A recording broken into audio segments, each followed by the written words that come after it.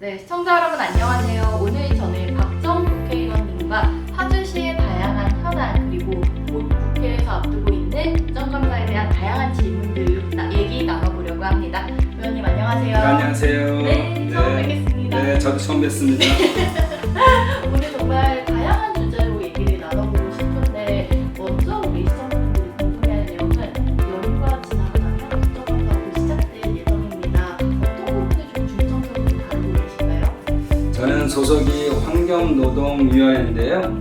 이제 곧 국정감사가 끝나고 나면 환경부는 기후에너지 환경부로 바뀌고 또 고용노동부는 그냥 있습니다. 네. 어떻게 약자로 쓸지는 모르겠지만 그래서 국정감사도 새로 들어오는 분야에 대해서는 미래를 어떻게 준비할 건지 그리고 기존에 있었던 부분들은 정부가 잘 일을 하고 있는지를 감시할 텐데요. 네. 이제 환경 쪽에서는 아무래도 그동안 가장 이슈가 됐던 것들이 기후 위기가 오면서 그 기후 위기에 대해서 어떻게 잘 대처해야 되느냐. 그래서 NDC라는 국가가 꼭 해야 되는 목표들이 있는데 네. 그동안 전 정부에서는 이거를 굉장히 낮게 잡았어요. 그래서 2050년까지 그 목표 달성을 할 수 있을까 걱정이었는데 네. 새로운 정부 바뀌고 또 장관이 새로 들어오면서 이 분야에 대한 것들도 굉장히 과감하게 지금 설정 중에 있고요. 목표를 이루려고 하고 있습니다.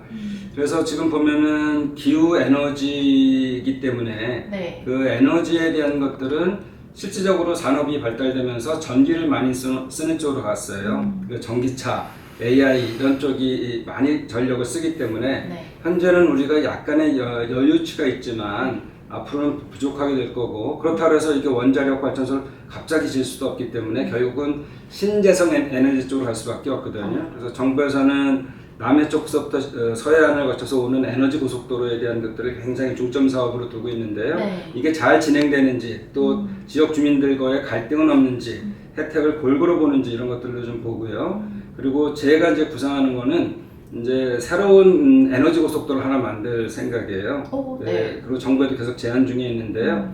저는 이제 접경 지역에 있습니다. 파주라는 데에서도 판문점이 있는 데가 지역구이기 때문에 네. 천혜의 자원, 역설적이게도 분단의 아픔 때문에 그렇게 됐는데 자연 보존을 잘하고 있는 지역이긴 하지만 너무나 땅이 크거든요. 네. 그래서 신재생 에너지를 보통 한다면은 산을 깎고 막 그러면서 이게 자연을 훼손한다 그러는데 그렇지 않고 거기는 사람이 많이 살지 않기 때문에 그 공간들을 쭉 신재생 에너지, 특히 풍력이라든지 태양광을 깔면 네. 에너지 고속도로가 하나 더 생겨서 앞으로 우리 가야 될 그 신산업 분야에 충분히 대처를 할 수가 있죠.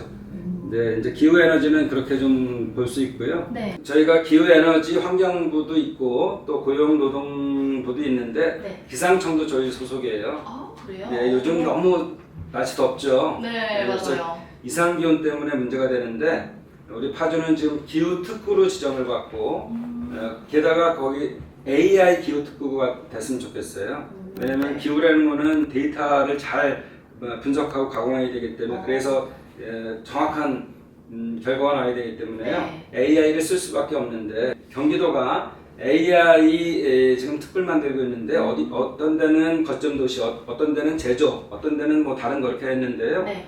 그 중에 기후 특구가 꼭 필요합니다.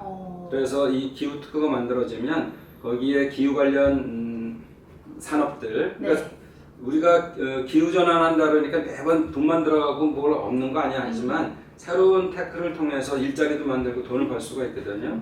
세계적인 추세입니다. 네. 그렇기 때문에 거기에 관련된 기후 특구가 들어와야 되고 또 이거에 대한 인재를 양성해야 되죠. 그래서 파주에는 AI 기후테크 대학을 지금 준비 중에 있어요. 그래서 네. 계속 경기도와 협의 중에 있고요. 또 우리 중앙정부랑 해서 그 일까지 해내야지만 우리 더운 걸 조금이라도 덜 덥게 해줄 수 있다 이런 맞아요. 생각을 하고 있습니다. 그러면은 교육부터 이제 일자리까지 생기니까 자연스럽게 파주가 더 발전할 수 있을 것 예, 같습니다. 저희가 아주 잘 보겠습니다. 이제 고용노동부를 이제 저희가 감사할 내용은 네. 특히나 대통령께서도 계속 국무회의에서 말씀하시지만 너무 산업재해가 많다. 그 2,000명 정도가 한 해 산업재해로 돌아가시거든요. 하루 6분 꼴이에요. 네. 나가실 때는 나 잘 갔다 올게 그러는데 가서는 돌아오지 못하시는 거죠. 그러니까 이분들에 대한 산업재해를 줄여야 된다는 게 이 정부의 가장 큰 목표 중에 하나이기 때문에 네. 실제로 곳곳에서 그런 것을 하기 위한 노력들을 얼마나 하고 있는지, 또 기존 타성해져서 계속 하던 대로만 하는 거 아닌지, 이런 것들을 해서 새로운 방법도 제안하고 할 생각이고요. 네. 또 한 가지 큰 분야가 지금 요즘 경제가 어렵잖아요. 전 네. 세계적으로도 자유무역에서 고립주의로 가고 있고 자기우선주의로 가고 있기 때문에 산업이 어렵습니다. 그래서 그전 같으면은 퇴직연금을 통해서 어느 정도는 뭐 대지급을 하면서 할 수 있었거든요. 근데 지금 점점 갈수록 이게 파산이 많고 도산이 많아요. 그러니까 공급은 어떻게 나가다가 회사가 어려워지면 퇴직금을 못 주는 거죠. 네. 이제 이런 것들을 대비를 얼마큼 하고 있는지, 그래서 결국은 대지금 2,100만 원밖에 안 되는 거 가지고 미래를, 직업도 없어지는 미래를 대비할 수 없잖아요. 그렇죠. 이런 문제를 해결하기 위해서 퇴직연금에 대한 것들을 이제 선택이 아니라 필수로 드는 것들에 대한 것들도 네. 정부가 준비할 수 있도록 그렇게 감사 방향을 잡고 있습니다. 또 추석 연휴에 쉬지도 못하실 것 같아요. 어때요? 좀 다른 국정감사에 참여하게 되는 기분 협조적인가요? 네, 그럼요. 지금 이거는 국회의원의 일이라는 게 입법을 잘하는 게 필요하고, 또 예산을 잘 가져가서 지역을 발전시키는 것도 필요하고, 네. 또 한 가지가 이제 정부가 하는 일들을 감사하는 거기 때문에 이 기간 동안에 뿐만 아니라 사실은 오래전부터 준비합니다. 이런 거 어떻게 할지에 대해서 네. 준비해 나가기 때문에 특히 이제 전체 이제 보좌진이랑 의원들이랑 합심해서 보좌진들은 사실 밤도 많이 새요. 또 우리 부자진분들한테 공을 한번 또 돌려주셨어요. 다른 의원실도 다 마찬가지일 겁니다. 네, 우리 박정 의원실은 또 특히나 더 감사한 마음을 가지고 있을 것 같아요. 감사 잘해주시면 감사하겠습니다, 의원님. 제가 자랑질을 좀 하면 네. 지금 이제 9년째 했는데요. 계속적으로 우리 민주당에서 국정감사 우수위원이고요. 오. 제가 예결위원장 할 때는 네. 국회에서 법사위, 과방위 그리고 예결위가 우수 상임위로 상을 받았습니다. 이번에도 또 기대가 됩니다. 그렇게 부담이 됩니다.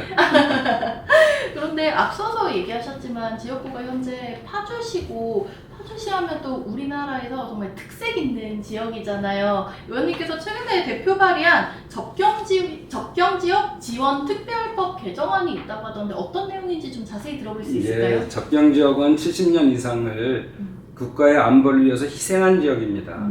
그러려면 당연히 희생이 있으면 거기에 대한 보상이 있어야 되는데 보상이 없이 희생만 당연한 것으로 여겼어요. 네. 특히 한 예를 들어 보면 우리가 민통선이라는 게 있어서 거의 민간인이 들어가기 어려운 지역이거든요. 꼭 허가를 받아야 되는데 그 안에 농지나 이런 것들이 많이 있으니까 외부에 사시는 분들도 그 안에 땅이 있어서 농사지로 들어가셔요. 그런데 그때마다 계속 출입증을 보여줘야 되는데 혼자 걸어 들어갈 수는 없으니까 차도 갖고 들어가고 트럭도 갖고 들어가는데 네. 그런 출입을 하다 보면 한 30분 이상이 걸릴 때가 있고, 또 갑자기 이 안보에 문제가 생기게 되면 저쪽 총이라도 한번 쐈거나 무슨 간첩이 넘어갔거나 이렇게 되면은 그냥 올 스톱이 돼버립니다. 그러면 영농에 대한 제 시기가 있는데 네. 뭐 못제를 한다든지 뭐 해야 되는데 못 하는 거예요. 그러면 엄청난 피해를 보겠죠. 그렇죠. 또 그 안에는 또 북에서 심어놓다기보다는 묻어놓은 지뢰가 엄청 많아요. 그래서 인사사고도 많이 나고 그러기 때문에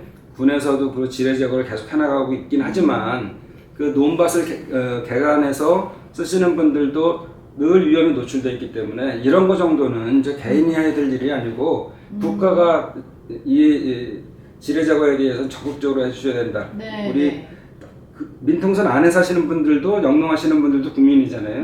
근데 희생을 하셨으면 그분들이 그렇게 출입이 어려운 것들에 대해서 출입이 가능하도록 하고 또 제한을 하지 말아야죠. 이것도 생계인데. 네. 그래서 안보와 이 생계, 민생이죠. 이것이 잘 어우러질 수 있어야 되는데 그동안 너무 제한이 많았어요. 이거 제한하지 않아야 된다 이런 것들이 이 법에 담겨 있는 거죠. 접경지역 지원법 최근에 낸 것에는 그런 게 들어가 있습니다. 그렇네요. 듣고 보니까 사실 저는 뭐 제가 실생활에서 겪어보지 못해서 평소에 생각을 하지 못했는데 말씀을 듣고 나니까 왜 이제서야 이런 생각이 좀 되기도 한데 의원님께서 또 열심히 법 개정하고 있으니까 조만간 우리 지역 주민들도 기뻐할 만한 소식이 들릴 것 같습니다. 이제 칭찬받아야죠. 네. 그러면은 다음으로는 앞서 사실 저희가 국정감사 얘기하면서 잠깐 언급이 되었던 부분이지만 퇴직금 임금체불 저희가 생각하는 것보다 훨씬 심각하다고 하던데 현황이 좀 어떤가요? 지금 뭐 이 정부뿐만 아니라 전 정부부터 계속되고 있어요. 그리고 국정감사 때마다 얘기하고는 있지만 그 지금 임금체불에 대한 문제들이 41%까지 도달했다 그러고 그 연도별로 보면 몇 년산 계속적으로 늘고 있는데요. 네. 그게 뭐 5천만 원 정도, 5천억 정도 하다가 뭐 8천억, 9천억 뭐 지금까지 뭐 이렇게 늘어나고 있어요. 그만큼 경제가 어렵다는 거죠. 네. 그런 일을 했는데 임금체불을 하고 이런 것들이 옳지 않죠. 그냥 얼핏 생각해도 더 나쁜 건요. 정말 회사가 망해서 도저히 가능성이 변제해주거나 이럴 수가 없어서 안 되는 건 모르지만 돈이 많은데도 일부러 안 내는 악덕업자들이 있습니다. 네. 다들 단골 메뉴로 이렇게 국정감사에 나오거든요. 네. 네, 이런 문제들 그리고 또 숫자도 그 금액뿐만 아니라 당연히 금액이 느니까 숫자도 늘겠죠. 그래서 그렇게 못 받으시는 분들이 굉장히 많은데 이런 문제에 대한 것들은 계속 일벌백계 해서라도 체불 못하게 하는 게 필요하다고 봅니다. 그렇구나. 이게 저희 생각보다 굉장히 심각한데 이번 국정감사에서는 혹시 어떤 내용을 조금 관련해서 주로 다루실 예정이신지 여쭤봐도 될까요? 이게 그 악덕성이냐 아니냐를 구별하는 문제도 굉장히 중요하지만 또 국정감사에는 증인으로 또는 참고인으로 나오기 때문에 네. 그분들한테 피해가 되는 몇천 명 또 몇만 명에 대한 직원들에 대해서 어떻게 대책을 마련할 건지 그동안 성과도 있었습니다. 제가 환노위원장도 했었는데요. 재선 말기에. 네. 그때도 여러 회사들, 대우이니아라든지 이런 데를 추궁하고 하면서 그런 효과도 있었고 결과도 있었지만 네. 아직도 부족해요. 그래서 그런 데를 계속적으로 지금 민원이 들어오고 채무가 쌓여있는 데들을 불러서 어떻게 할 건지 물어볼 거고요. 또 정부 측은 네. 너무 수동적으로 이것들을 대하지 않았나 이런 일들을 또 네. 적극적으로 가서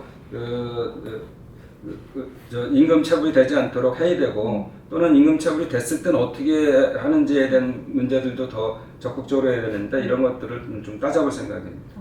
제가 잘 몰라서 그런데 지금은 강제성이 좀 약한가요? 아무래도 좀 약하죠. 네, 그래서 원천적으로 자기 자산들을 막 이전시키면서 이런 문제들, 그러니까 이건 법적으로도 피해가는 거죠. 네. 이런 문제들도 미리 차단할 수 있는 법들도 필요하다 만들어야 되고 편법적인 것들은 편법적인 것들에 대한 판정을 하면서 재산 몰수를 해서 다시 나눠줄 수 있다든지 이런 것들을 할 필요가 있어요. 그렇네요. 정말 안타깝게 도산하는 경우도 있지만 있는 데에 안 주는 거는 사실 밑에 근로자 입장에서는 맞아요. 네. 피가 마릅니다. 예. 월급 하루만 밀려도 짜증나거든요. 네, 꼭 이 퇴직금, 임금 체불 문제 잘 해결이 되었으면 좋겠고요. 넘어가서 다시 한번 좀 지역구 얘기와 관련이 있는 것 같은데 최근에 우리 경기 서북부 지역에 있는 더불어민주당 국회의원들과 일산대교 통행료를 무료화하자 이런 목소리를 내셨어요. 취지가 있나요? 네, 우리 서관 아나운서님한테 네. 거꾸로 질문. 한강에 다리가 몇 개가 있을까요? 10몇 개 정도 있잖아요. 조금 더 있어요. 20개? 예. 네. 서울에는 23개, 외 지역에 9개에서 32개거든요. 네, 네. 32개 중에서 유일하게 유료화되어 있는 데가 김포대교입니다. 그것도 1.8km밖에 안 되는데 네. 2,400원을 내요. 그래서 1년 정도 모이면 한 60만 원 정도를 더 내야 되는 거죠. 네. 그래서 김포, 파주, 고양에 사시는 분들이 210만 정도 되시거든요. 근데 이분들이 평행의 불편을 겪을 뿐더러 네. 괜히 이 지역에 산다고선 다른 지역에는 안 하는 돈을 더 써가면서 이거는 불편부당하죠. 네, 그래서 이런 것들은 저희가 완전 무료화가 필요한데요. 네. 지자체만으로는 이게 어렵습니다. 지자체 재정도 있고 그러고 네. 또 지자체가 한다 해도 그거 사실은 올바르지 않죠. 그래서 2021년에 이재명 지금 대통령께서 경기도지사 하실 때 이 문제를 꺼내내고 무료화해야 된다고 계속 주장을 했는데 사법당국은 이 공사를 한 회사에 대한 이익을 중점적으로 생각을 했어요. 시민들의 권리에 대해서는 교통에 대한 권리에 대해서는 생각을 안 하고 그러니까 계속 판결을 무료화시키는데 어렵다 이렇게 했거든요. 네. 이런 것들은 국가가 이 지역에 사는 200만도 역시 똑같은 국민이고 이 지역에 산다고 그거를 더 돈을 내야 된다는 안 맞으니까 네. 이게 국민연금 공단하고도 이렇게 다 연관이 돼 있는데요. 국가가 어느 정도 이걸 적극적으로 나서야 되는 거죠. 그래서 완전 무료화가 돼야지 네. 된다 이렇게 생각합니다. 그렇네요. 사실 뭐 직장을 옮기는 게 또 쉬운 일이 아닌데 매일 출퇴근하고 이러시는 분들 부담이 꽤 클 것 같아요. 이 부분은 좀 국가에서 예산을 투입해서 조정이 잘 돼야 될 것 같습니다. 맞습니다. 네. 자, 이렇게 우리 의원님과 정말 다양한 주제에 얘기 나누다 보니까 어느덧 마지막 질문까지 왔는데요. 지금 22대 국회 임기 내에서 지금까지 많은 일을 해오셨지만 앞으로 더 달성하고 싶은 목표가 있으신가요? 저희가 사실은 적경지역이 살 뿐더러 경기 북부입니다. 경기 북부는 경기 남부에 비해서 GRDP도 굉장히 낮고요. 네. 반 정도밖에 안 돼요. 그리고 전국 평균으로 봐도 낮은 수밖에 없는 이유가 여기는 발전을 못해요. 사실은 수도권 장비법, 그 다음에 군사시설보호법, 네. 상수도, 가수도원, 상수원 보호법 등등 너무 많은 규제가 2중 3중으로 있으니까 자기 땅이라 해도 개발행위 못하는 거예요. 아니 파주만 해도 거의 88%가 자기 재산인데 네. 뭘 공장을 짓거나 집을 짓거나 하면은 다 군의 동의를 받아야지만 가능한 지역이 그 88%나 됩니다. 네. 제가 축구장 3,000개만큼 이상을 풀었는데도 그게 90%대에서 80%대로 내려온 건데 그렇거든요. 그러다 보니까 늘 인프라도 구축이 잘 안 돼 있고 또 수도권 정비법 특히나 수도권에만 개발하면 안 된다는 것 때문에 호남, 영남 의원님들이 계속적으로 반대를 많이 하시는데 네. 북부는 사실 호남, 영남보다 더 어렵습니다. 그래서 여기에 산업적인 기반뿐만 아니라 문화적 기반도 약해요. 그래서 제가 20대 국회 1호 법안, 전체 1호 법안으로 평화경제 특급법을 냈는데 이게 비로소 21대 때 거의 끝나갈 무렵에 통과시켰습니다. 여러 의원님들이 도와주셔서 통과시켰는데 네. 이게 지금 그 통일부에서 법을 지금 계속적으로 준비 중에 있고요. 그리고 기본 구상이 끝나면 기본 계획이 끝나면 경기도로 넘어가면 다시 경기도에서 통일부에게 요청을 해서 승인을 받게 되는데요. 이게 파주에 유치됐으면 좋겠고 네. 제 욕심은 이게 파주뿐만 아니라 접경 지역의 여러 도시들, 여러 시군들이 또 이런 평양제 특급법을 통해서 수도권 정비법은 피해갈 수가 없으니까 그 지역의 발전을 좀 가져갔으면 좋겠고요. 또 아까 말씀드린 것처럼 에너지 고속도로를 네. 만드는 것도 큰 제 목표고요. 또 하나는 경기 북부도 프로야구를 하는 구장이 있었으면 좋겠어요. 네. 지금 KT 위즈가 지금 수원에서 하고 있고 다른 뭐 창원, 뭐 부산 이렇게 광주 하고 있는데 이 경기 북부는 상대적으로 자연은 아름답지만 그런 문화가 부족하니까 이런 거를 프로야구가 중립구장 형태로 네. 한 40경기 정도 진행되면은 그만큼 젊은 도시가 되고 뭐 의정부부터 시작해서 연천, 포천, 고양시까지 우리 파주의 동구장에서 같이 그 젊음을 느낄 수 있고 네. 또 남는 기간에는 아이돌 공연.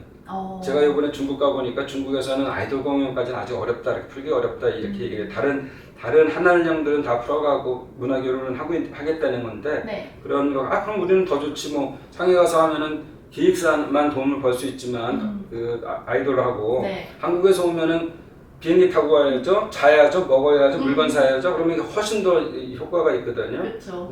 그런데 지금 그걸 공연할 만한 데가 없어요. 그래서 5만석 정도의 규모가 되는 거를 지금 파주에서 지려고 같이 지금 열심히 노력 중에 있습니다. 그래서 이런 것들이 이루어지면 네. 경기 북부 전체가 좀 같이 발전할 수 있을 것 같아요. 그래서 제가 22대 들어오면서 접경지역 내일 포럼이라 그래서 인천서부터 경기도 그리고 강원도까지 접경 지역에 있는 우리 여야 의원님들하고 같이 국회 연구단체를 만들었어요. 11분이 시작을 했고요. 또 준의원들도 계시기 때문에 네. 이렇게 하고 해서 그 접경지역 시장 군수 협의회하고 힘을 모아서 여야를 떠나서 같이 문제를 풀어보자. 그래서 지난번에도 시장 군수 협의회하고 저희하고 같이 대통령 공약에 각 후보한테 다 보냈습니다. 똑같은 공약을.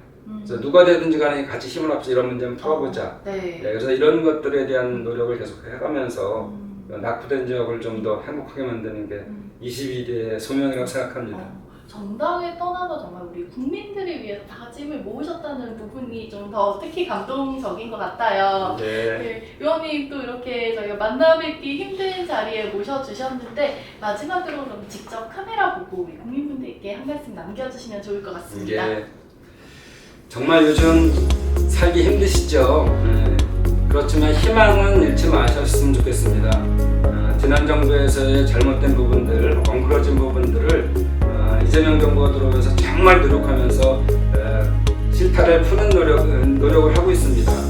그리고 항상 국민의 편에 서서 정치를 하고 정부도 이렇게 운영하겠다는 생각이니까 희망 잃지 마시고요. 저희가 더 발벗고 뛰어서 행복한 세상 만들겠습니다. 저는 개인적으로 지속 가능한 혁신적 포용 국가를 만드는 게 제 정치적 소명이라고 생각합니다. 함께 하겠습니다.